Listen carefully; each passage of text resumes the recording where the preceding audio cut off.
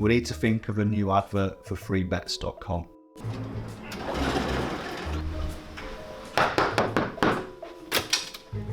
Get your best betting offers from freebets.com. Yeah, that'll do. The following deals are now live.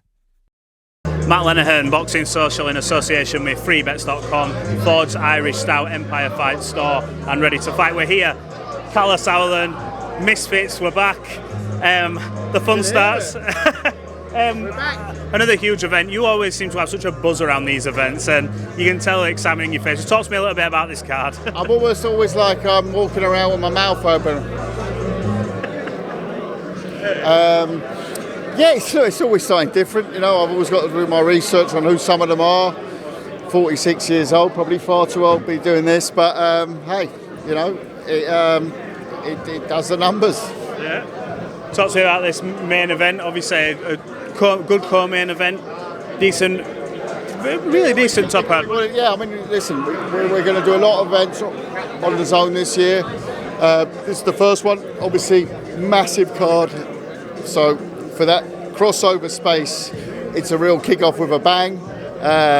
We wanted to do that. We're going to have so many dates around the world this year.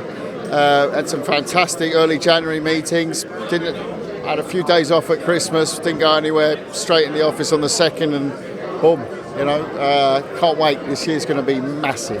You mentioned on stage you're going to be going to some very almost unique locations. Let me know. Let me know, what locations can we expect to see Misfits in? Well, I'll throw a few out there. Australia, South Africa, South America. I know Brazil is hotly rumoured. Those are probably the most exotic now. Asia as well, Scandinavia, pretty much Germany. Everywhere. Yeah, like that's the thing. Like, we will probably do 80% of that this year, but I'd like to do it all. We'll try and get as much as we can. Try to do one a month at least, and yeah, we'll roll with that. On top of the traditional stuff. So I said bye at home. I'm off. I'll see you at Christmas.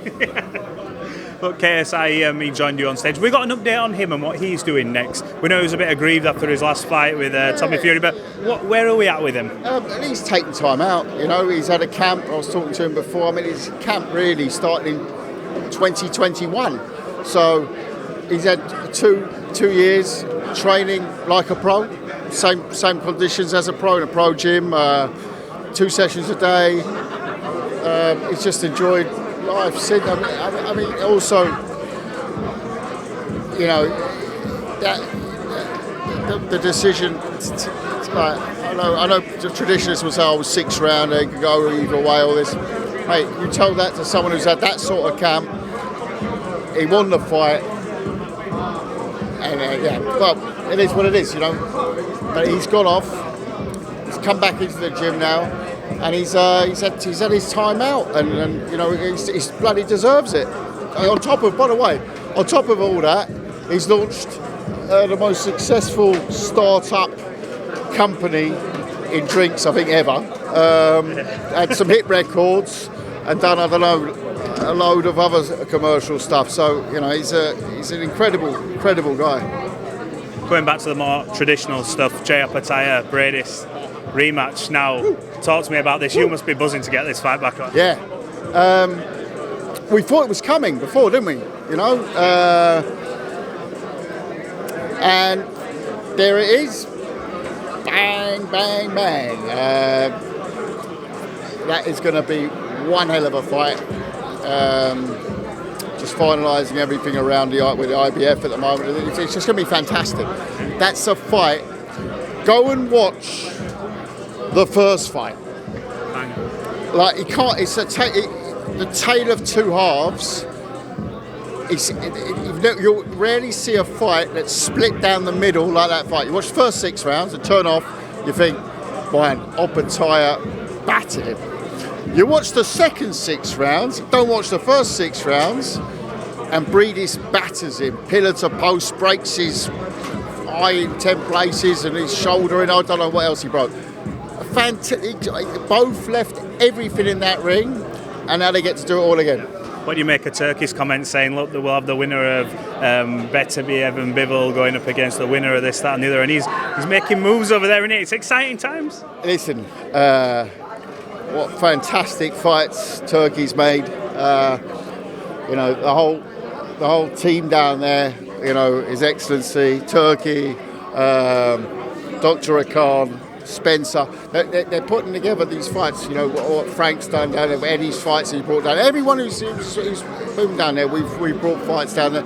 It's just great to see, because it is, you know, boxing was being accused, probably quite rightly, although I always say most fights do end up getting made in boxing, but there was a lot of frustration from the mainstream boxing fans around fights not getting made. And just look at the fights that are getting made at the moment, you know. So long may it last, because it's fantastic for boxing. It has a knock-on effect, by the way, on the whole sport, the whole industry. And it's just great, you know, fantastic. Well, look, he said he wants... I can't wait to see, by the way, AJ and Ngannou cracking. What do you think about that fight now you've seen Ngannou? Well, I was interested in the Fury and Ngannou one as well. I thought that was fascinating before. I think AJ beats him. I don't think Ngannou will have it down the stretch. I think like put him past 6 rounds at that pace that Joshua will go at. I think it's going to be a tough fight for him. But the first 6 rounds will be very lively. But again, it's exciting, isn't it? You know. But I thought when people were knocking the AJ and Ngannou fight, I didn't knock it, because I said, no, hold on. It's been fantastic stuff for 3 rounds. By the way, I was all wrong. It went to points. Yeah, I thought that's a blowout in 3 rounds. It's going to be like a shootout. We all know the story. You know, was Tyson looking beyond him? Was he not? But we'll find out a lot more based on AJ and Ngannou, won't we? You know, and at the same time, you know, Fury Usyk. I've got Fury in that. But again, 60-40. Well, look, Turkey's talked about doing Frank Warren versus Eddie Hearn, 5 versus 5. Right, now, let's chuck you in the mix. Whoever wins out of the team versus team, would you be able to put 5 of yours against the winner of that? Would you like to do that? Get involved somehow? Come on, you'd love that. Of course, listen, as a promoter, you'd always like to get involved. But, you know, talking as a fan, I like to see what fights they come up with. I think that's quite interesting. Listen, I've been doing tournaments most of my career, so I love any concept like that to boxing. I think it's fantastic. I think you've got to come up with more storylines. If it's a promoter against a promoter, it's a world league, whatever it is. Those things have to come in our sport. They just have to. And fantastic. The ideas they're having down there, really, I love them. I'm loving watching it. Could you imagine, would you get a buzz from that, knowing, look, you could pick 5 from your stable, you know, with the talent that you've got, and walking going, look, Team Wasserman, we're coming here, this is going to happen. It'd be a WWE type Survivor Series. I'll tell you something, if it did happen, I'm sure I could get the men at Wasserman also. You could bring in it'd be like a transfer window. So just before it gets made, you sign a guy, blind signing, it'll be like Misfits, your mystery opponent. And bring in a last minute, you know, you could bring in cracking ideas on it. Love it. Last one from me. Chris Eubank Jr. update. Yep. Do we have one? We hear rumblings about Kell, Brook. I know you'll be more than aware of all that. Do we have any form of update on his future? Who he could be fighting where he wants? Someone tipped me off. We're going to get asked Kell Brook questions today. I don't know. Yeah, what is that broken online or something? No, I think Kell's obviously made some comments about, you know, he'd be interested in that. That might be. I think it's January. No one's got much to write, because he's made those comments quite often in the past. So Junior, it's a great fight. You know, we were almost there 1.5 years ago. You know, spoke to Junior last week. We're having an internal discussion on the year, how things look, what's happening with the next fight, and then we'll sit down and work out what the next fight is. Happy with the year coming up there? You're going to have some big fights. You had some titles picked up last year for the likes of a Chloe Watson. There are going to be some big fights coming up. Yeah, I mean, look, we announced a banger yesterday on Channel 5, I think March 1st, up in my old home, Telford. Telford, one of the best atmospheres in the country, if not in the world. And people think, what's he talking about, Telford? Mate, go to an event in Telford and you will see the atmosphere. It's second to none. I remember going 1999, Richie Woodall, Marcus Beyer. We won the WBC world title there off Richie. And it was like the loudest I think I've ever heard a crowd, because it was this old ice rink. And it was just it was crazy. It was absolutely bananas. But it was, so I'm looking forward to go back there. Sam Eggington versus Abbas Baru. Fantastic fight. European title fight.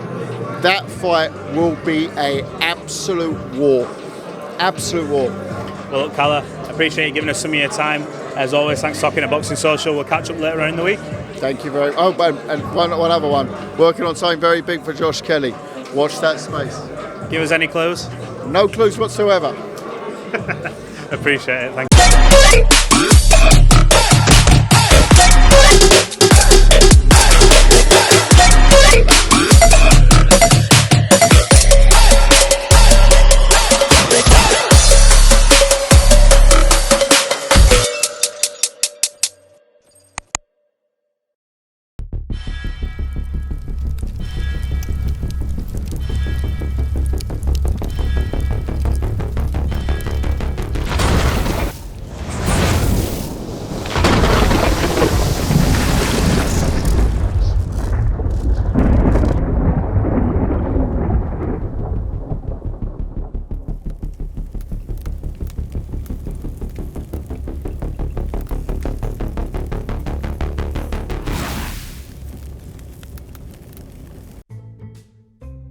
We need to think of a new advert for freebets.com.